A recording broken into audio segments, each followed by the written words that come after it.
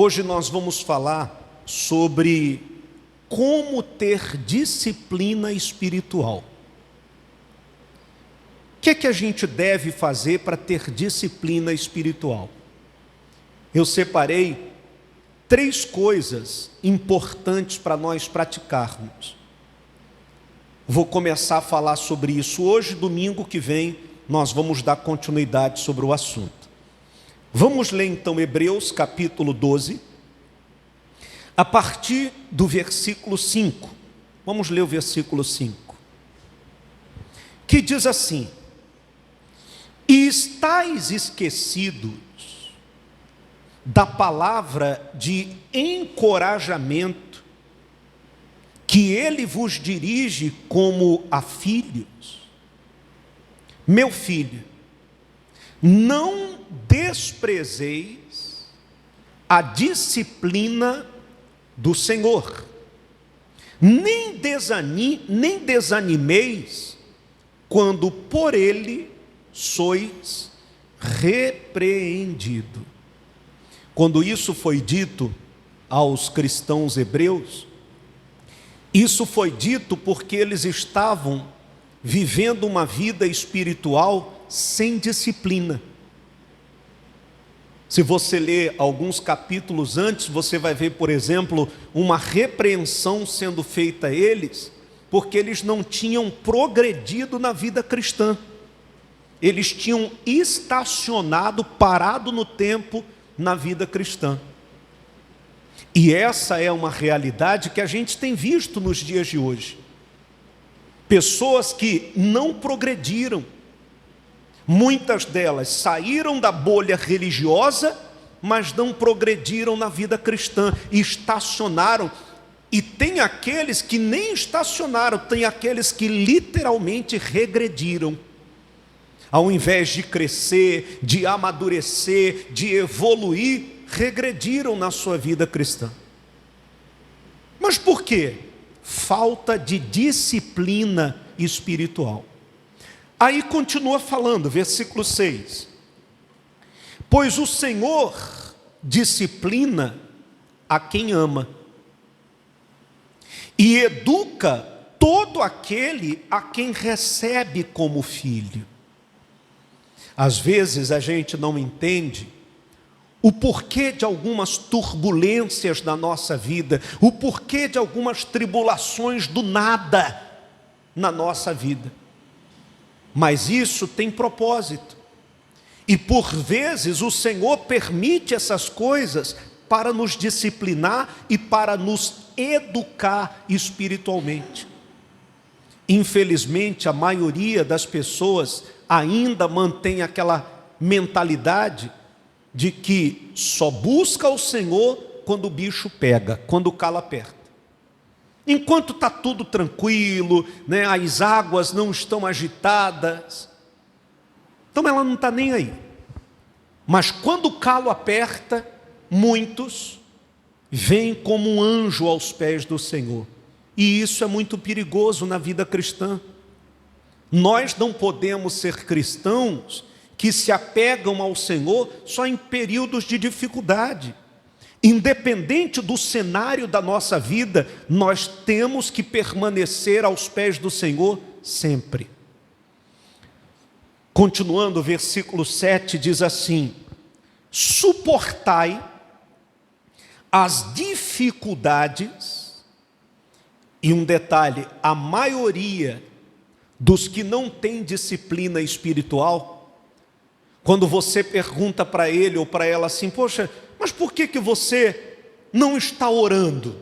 Você abandonou a vida de oração. Por que você não tira um tempo para ler a Bíblia? Ah, minha cabeça está cheia, eu estou trabalhando muito, eu estou muito preocupado, eu estou... Sempre é a mesma história. Suportai as dificuldades, aceitando-as como disciplina.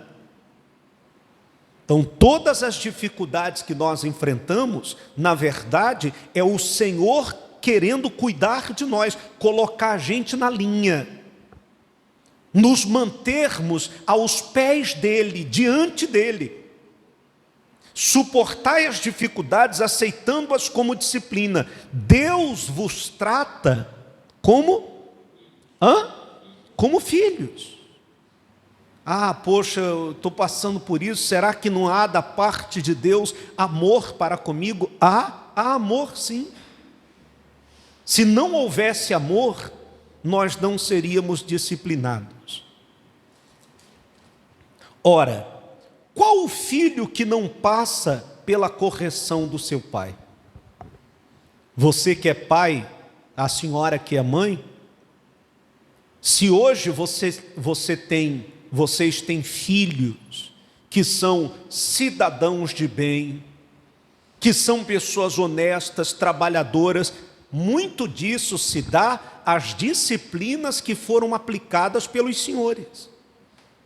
Todo pai, toda mãe que cria o filho igual, sabe, rama de batata, né? Ou cria o filho de qualquer jeito, as consequências dessa falta de disciplina, elas serão terríveis.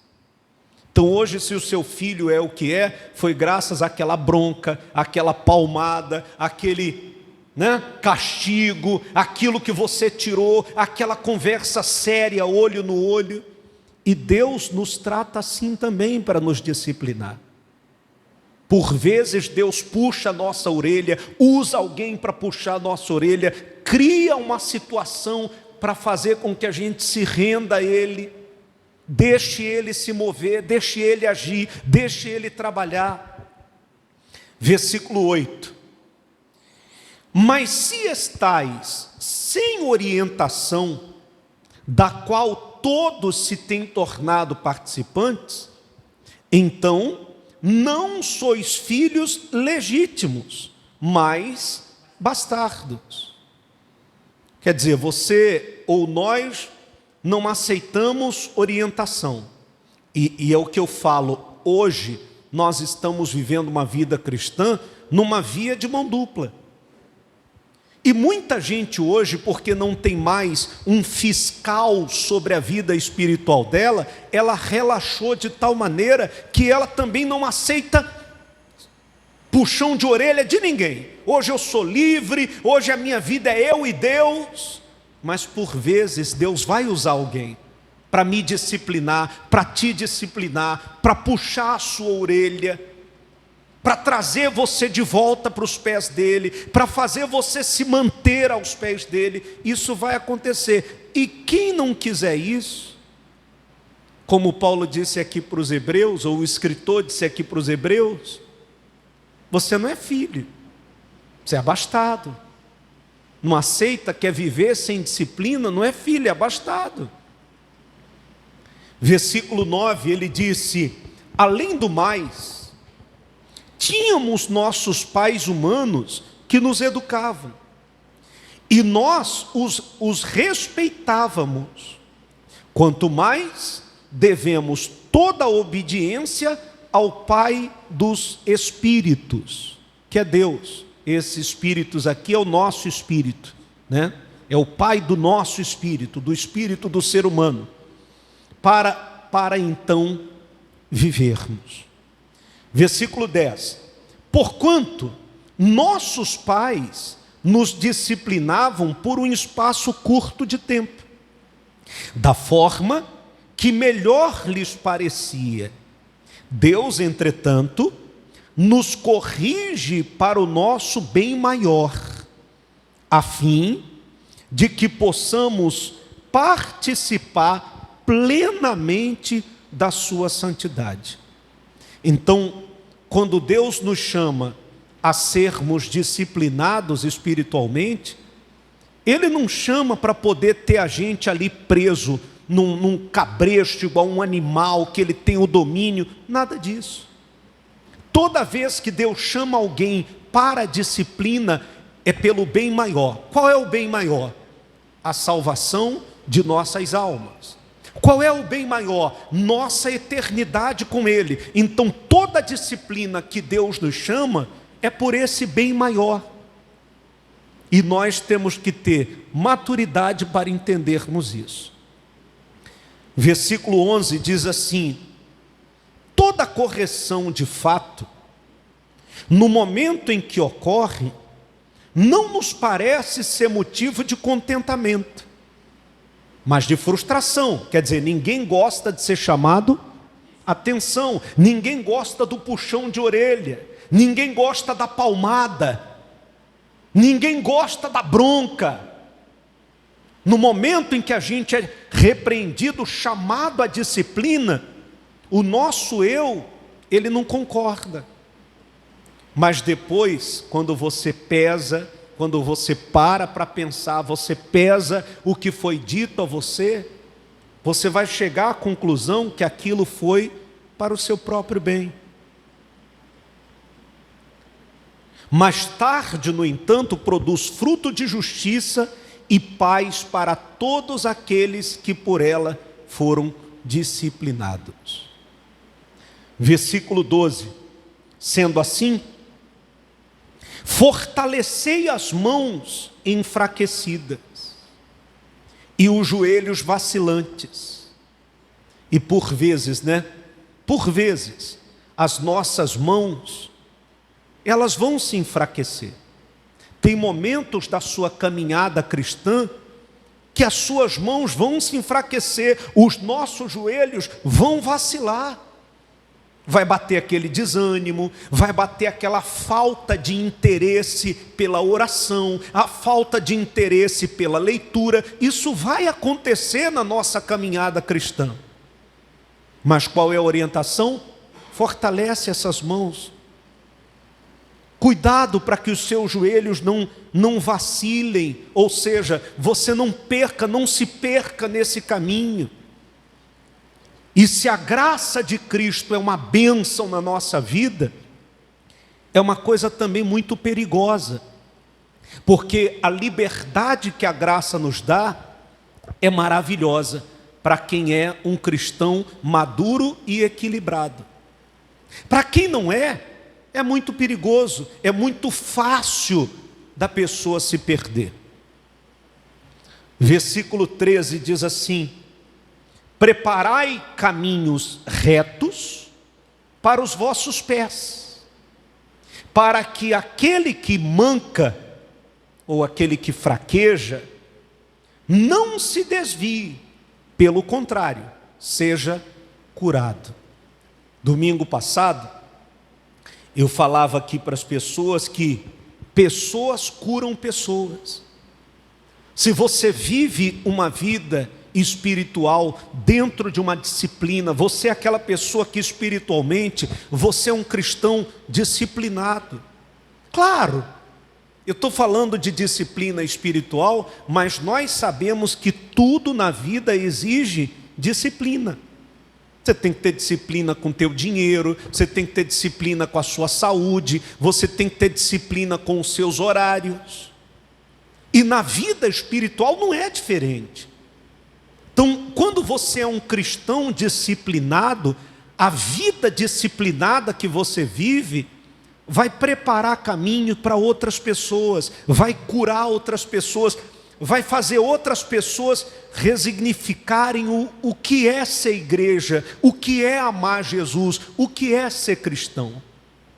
Então, além da disciplina espiritual fazer bem para nós mesmos, vai testemunhar Jesus para outras pessoas. Essa semana, acho que quarta-feira, segunda ou quarta-feira, eu recebi uma mensagem e fiquei muito triste. Eu terminei o dia assim muito pensativo, muito triste, porque uma pessoa que a gente tem assim bastante apreço por ela, que foi trabalhar num outro estado, deixou a família aqui, foi trabalhar num outro estado, e eu me lembro que antes dele ir trabalhar nesse estado, que ele foi, a gente teve uma conversa aqui, eu sentado nessa cadeira e ele naquela ali. Nós tivemos uma conversa. E nessa conversa, eu falei para ele assim: olha, tome cuidado, tome muito cuidado, você vai sem a sua esposa, sem a sua família, sem seus filhos. Tome muito cuidado com a amizade, cuidado para você não relaxar na sua vida cristã. Porque se aqui, tendo um lugar físico para congregar, debaixo da barba do profeta, como diz o ditado, ele já era relaxado espiritualmente, tinha que adular para poder, sabe, a gente tentando ajudar, tentando fortalecer a mão fraca, o joelho vacilante, e já dava um trabalho. Foi.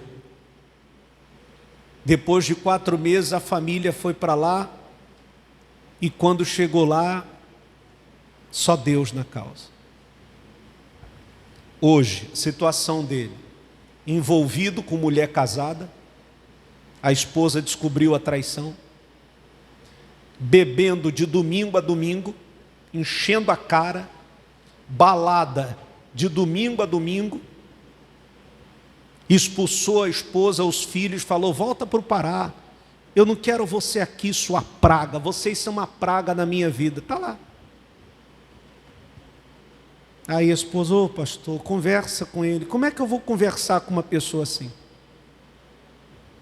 É difícil, porque se não ouviu a esposa, a mãezinha dele, tadinha, que se matou aqui para levantar dinheiro, para bancar ele lá, até ele arrumar emprego, ele não quer ouvir a mãe, diz que a mãe é uma velha caduca, velha caduca. Ah, estão velho, deixa eu viver minha vida. Tá bom. Eu lavo minhas mãos, só oro, peço a Deus misericórdia, Deus poupe a vida dele, mas eu vou fazer o quê? O que é que a gente pode fazer num caso desse? E onde nasceu o problema? Falta de disciplina espiritual. Nós somos livres, mas nós somos cristãos. Eu sou livre, mas eu sou um cristão. Eu tenho um Senhor acima da minha vida, eu dependo dele, eu preciso, nós precisamos estar aos pés dele. A gente tem que ter consciência disso. Olha só, vai lá no nosso canal, no WhatsApp, só para a gente ler rapidinho algumas coisas que eu coloquei aí importantes, falando sobre disciplina espiritual. Muito importante a gente ler sobre isso. Diz assim: a disciplina espiritual é a base para uma caminhada com Deus rumo à salvação eterna, que todo cristão verdadeiro necessita e pratica. Mas, infelizmente, muitos não priorizam essa disciplina espiritual, fracassando em sua caminhada e desistindo de tudo que um dia acreditou. É o caso dessa pessoa que eu falei. Um dia foi pastor, pregou para as pessoas: olha, vigia, cuidado com o pecado, cuide da sua família. Ele falou para mim aqui no dia que a gente teve a conversa, ele falou assim: pastor, depois de Deus, minha família é meu bem maior. Te confesso que deu vontade de ligar e falar assim: tu é um hipócrita, né? Esqueceu da conversa que a gente teve? Que você falou que a sua família depois de Deus é o bem maior? Com essas atitudes, nem Deus é bem maior e nem a família é bem maior. Infelizmente. E olha, essa é uma das histórias. Porque a gente recebe tanta mensagem. É tanta gente perdida, é tanta gente que, sabe, não tem disciplina espiritual nenhuma. Zero, se perderam totalmente ao ponto de nem ter coragem de manifestar gratidão ao Senhor por mais um dia de vida. Lembra que a Bíblia fala da apostasia da fé? Quando a Bíblia fala sobre apostasia, apostatar da fé é a pessoa perder o interesse ou perder o amor pela vida cristã, é perder o amor por Jesus, é perder o amor pela palavra, é perder o interesse, sabe?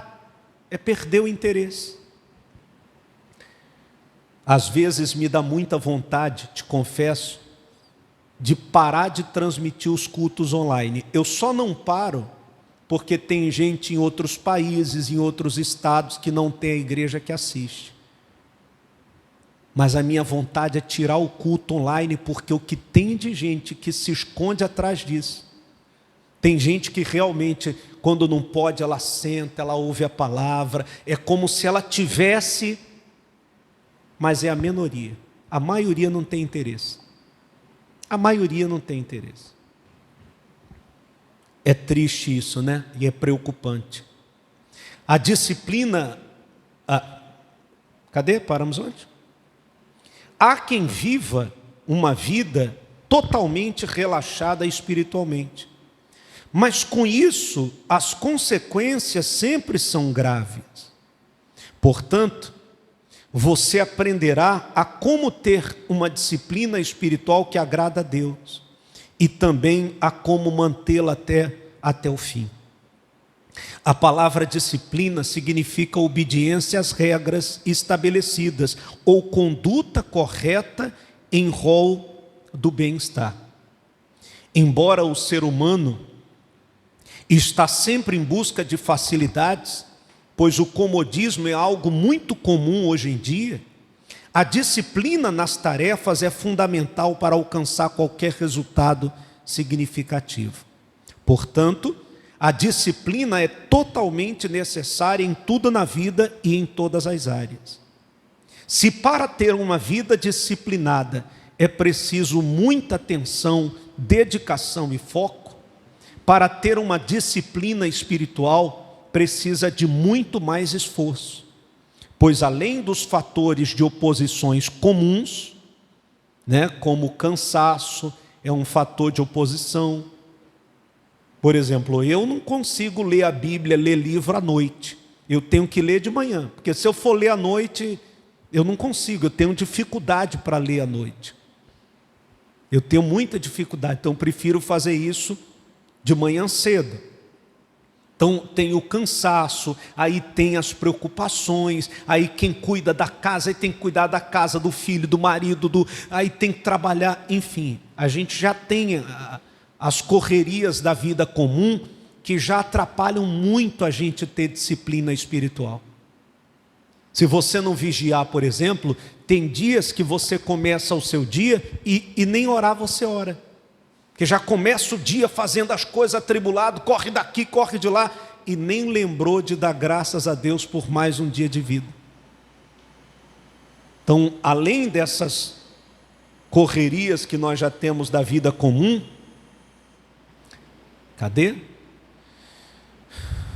Pois além dos fatores de oposições comuns, também existe uma resistência espiritual, que tentará de todas as maneiras possíveis lhe impedir de executar essa prática. Satanás não pode tocar em mim, é verdade. Se nós estamos em Jesus, é verdade. Mas nós não podemos também esquecer que ele é o nosso adversário na nossa caminhada cristã. Ele não pode tocar, mas ele pode criar meios para que a gente venha a ser indisciplinado na nossa vida cristã. Além disso, precisamos estar com o coração aberto para receber a correção de disciplina dada por Deus. Eu separei 3 coisas importantes aí, para a gente poder praticar com disciplina, se você ainda não tem praticado, ou não vem praticando. A primeira é a oração constante. Todo cristão deve ter uma vida de oração, sem fanatismo, sem exageros, mas a nossa oração é um meio de comunicação, de conexão entre nós e o Senhor.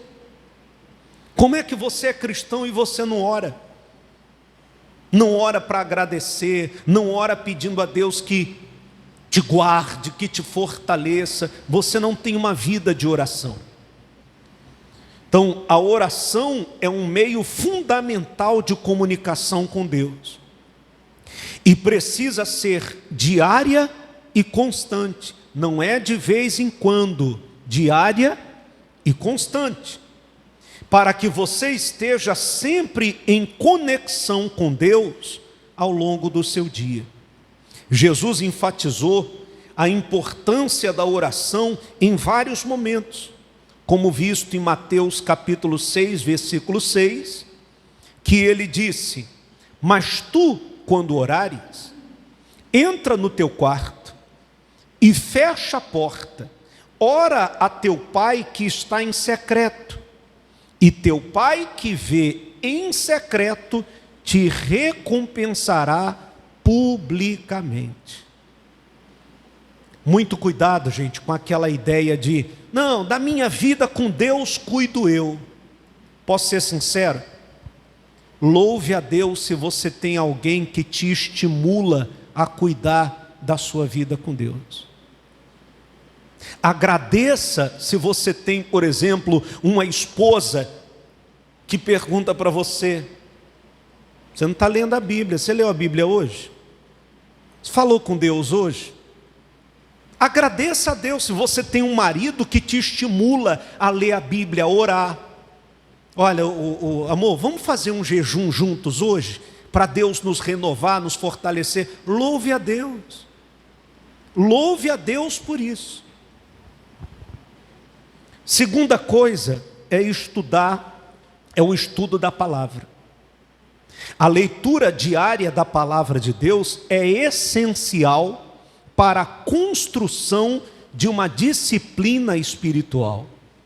Pois assim como na oração falamos com Deus, na leitura da Bíblia Ele fala conosco. Como é que a gente vai aprender, por exemplo, as verdades do Evangelho se você não lê o Evangelho? Qual foi o maior erro que nós cometemos quando éramos religiosos? O maior erro que todos nós cometemos, qual foi? Não ter curiosidade de buscar entender o que estava sendo pregado. A gente sentava, às vezes era nos dado um pedaço de papel, uma folha, aí está lá os versículos na folha, tinha cultos que nem a Bíblia se abria. E a gente, amém, tal, está lá o estudo do pastor fulano, do bispo fulano, lê lá, bacana, legal, dobra a folha, põe no bolso. A maioria de nós, um ou outro que ia lá na Bíblia, deixa eu ver se bate, deixa eu ver se confere. Não, isso aqui não confere. Um ou outro. Nós estávamos até falando isso quinta-feira, né, seu Toniel? Conversando sobre isso. Um ou outro que questionava.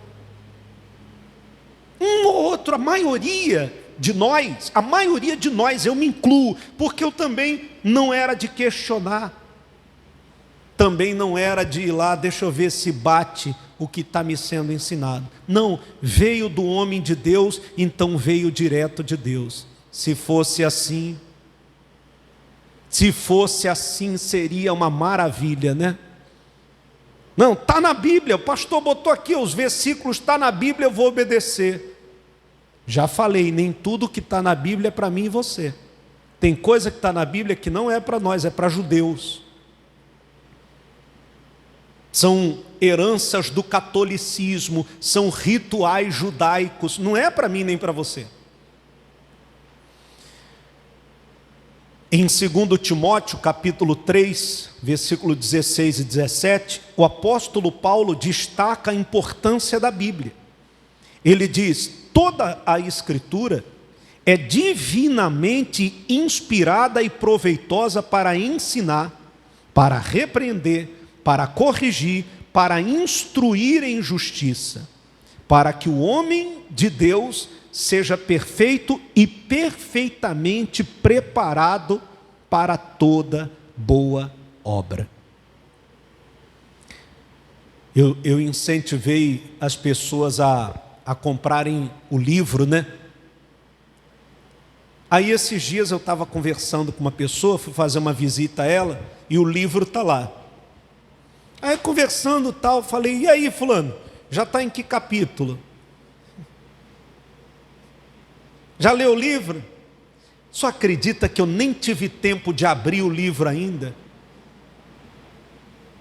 Falei, caramba, mas você foi um dos primeiros que adquiriu, tem gente que já terminou, tem gente que já está no terceiro, no quarto, nem devagarinho você não está lendo, uma folhinha, 2 linhas por dia. Ai pastor, mas eu vou pegar nesse livro. Aí eu voltei 1 semana depois lá. E aí fulano, tudo bem? Tudo. E o livro? O que é que te chamou a atenção? Eu ainda não peguei. Não evolui.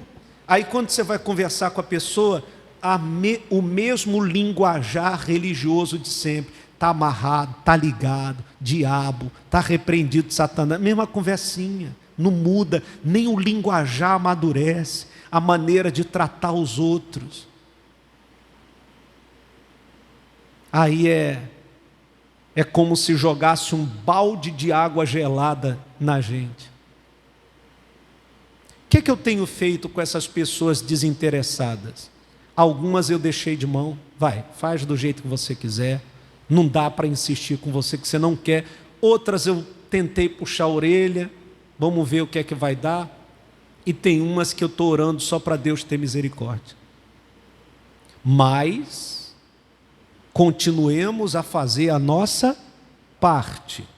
A minha parte qual é? Te encorajar a evoluir, te encorajar a ser um cristão disciplinado, não um religioso, cristão disciplinado. Essa é a minha parte. Para terminar, a última coisa é o cultivo da gratidão. Agradecer a Deus em todas as circunstâncias é uma prática que nos aproxima dele. Eu sempre falo isso, né? Que agradecer é mais benéfico do que pedir. A gratidão ao Senhor faz toda a diferença na nossa vida, sim. Pois vivemos num mundo cercado por murmuradores, que são ingratos por aquilo que já possuem. Por isso que quando Deus vê alguém que dá graças a Ele, porque conseguiu voltar para casa no final de um dia de trabalho, dá graças a Ele pela refeição que está lá na mesa, dá graças a Ele por mais um dia. Ah, Senhor, consegui acordar, mais um dia que eu estou vivo, estou respirando.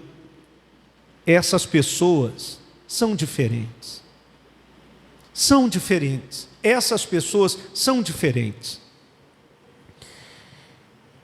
Em 1 Tessalonicenses, capítulo 5, versículo 18, o apóstolo Paulo nos lembra, em tudo, em tudo dai graças. É dar graças pelo pão nosso, é dar graças por mais um dia, é dar graças porque conseguiu acordar, é dar graças pelo salário que entrou lá na tua conta. Ah, mas é pouco. Já dizem os católicos, o pouco com Deus é muito e o muito sem Deus é nada. Dê graças pelo pouquinho. Louve a Deus pelo pouco. Não, eu só louvo a Deus pelo muito. Aí é que está. Em tudo dai graças, porque esta é a vontade de Deus em Cristo Jesus para convosco. Portanto, agradeça a Deus por tudo e certamente Ele lhe recompensará. Tudo, independente do que aconteceu, independente de como foi o seu dia, agradeça a Ele por tudo. Seja grato. Mostre com atitudes o tamanho da sua gratidão. Por exemplo, hoje, fique de pé para a gente poder orar. Hoje, quando a gente dá uma oferta, hoje quando a gente devolve o dízimo, não é porque hoje a gente tem medo do devorador, do cortador, não. ofertas, dízimos, hoje, dado por nós, devolvidos por nós, é gratidão ao Senhor, simplesmente isso. Tudo que nós fazemos hoje deve ser por amor e gratidão ao Senhor. Não é por imposição, não é nada disso, nada disso. Então seja grato a Ele e traga para a sua vida, comece hoje, por exemplo, trazendo a disciplina essas 3 coisas que nós colocamos aqui. Oração diária e constante. Você tem orado diariamente? E constantemente? O estudo da palavra, você tem gastado tempo para estudar a palavra, para ler um livro que vai libertar a sua mente, vai abrir o seu entendimento? Você tem gastado tempo com isso? Ou não? E praticar a gratidão, você tem praticado a gratidão ao Senhor? Pratique. Se você não tem praticado, pratique.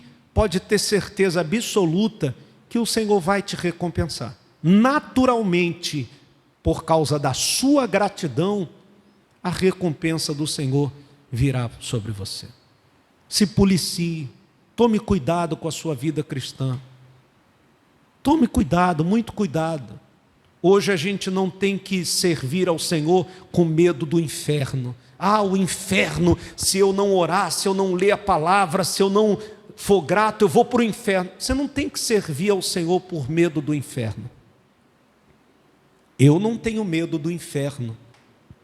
E nem você deve ter. Pelo contrário, eu devo fazer isso aqui porque isso são coisas importantes para que eu me mantenha aos pés de Jesus. Amém? E isso é testemunho para sua esposa, para o seu marido. Se você é um homem de oração, um homem temente a Deus, nem precisa você ficar cobrando isso da tua esposa. As suas atitudes vão estimular ela a querer ler, a querer orar, a querer jejuar, a querer cultuar a Deus, a querer